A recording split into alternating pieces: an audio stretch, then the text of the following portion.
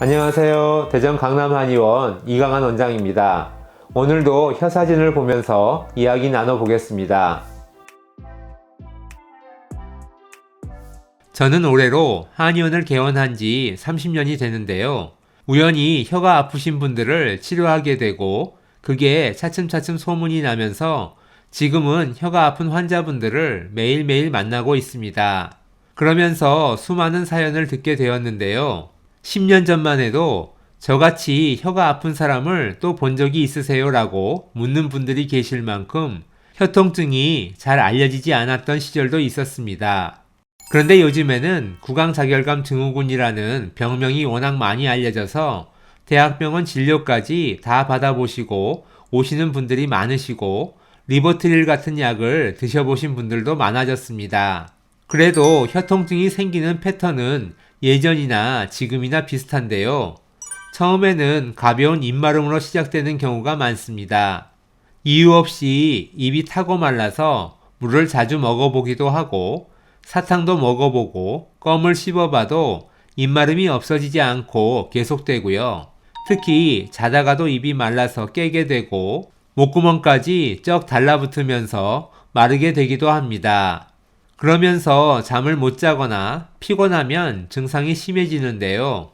혀끝이 쎄하는 느낌이 들고 혀가 이빨에 닿아서 아프고 입이 쓰거나 쇠맛이 나고 피맛이 나고 입이 짠 느낌도 드는 등 미각에 이상이 생기기 시작합니다. 그러면서 혀에 슬슬 문제가 나타나는데요. 입에 자꾸 구내염이 생기기도 하고요.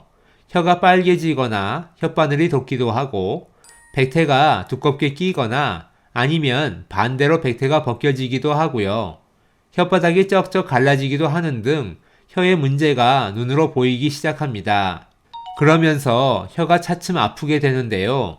처음에는 입마름에서 시작해서 혀가 텁텁하다고 느껴지기도 하고요.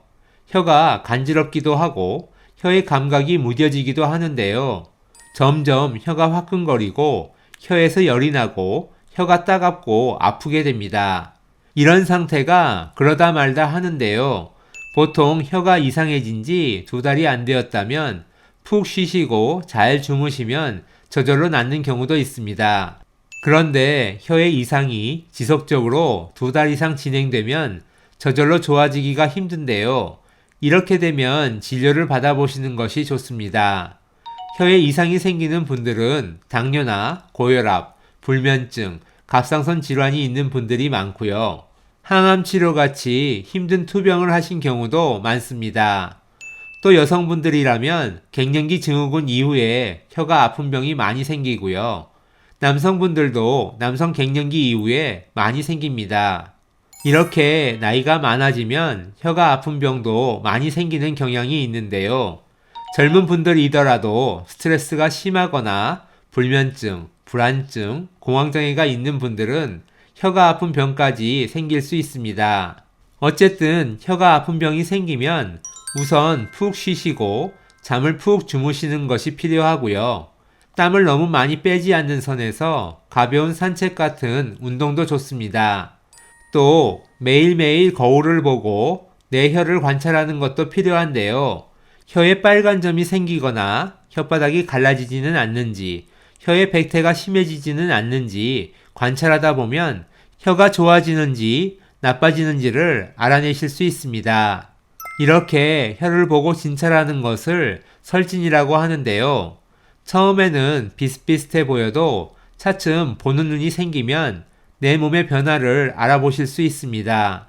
저희 유튜브 채널이나 네이버 블로그에서 다양한 케이스를 내 혀와 비교해 보셔도 좋고요. 매일 내 혀를 보는 것만으로도 건강관리에 도움이 되니 꼭 관찰해 보시기를 추천드립니다. 그럼 오늘도 건강한 하루 보내세요. 감사합니다.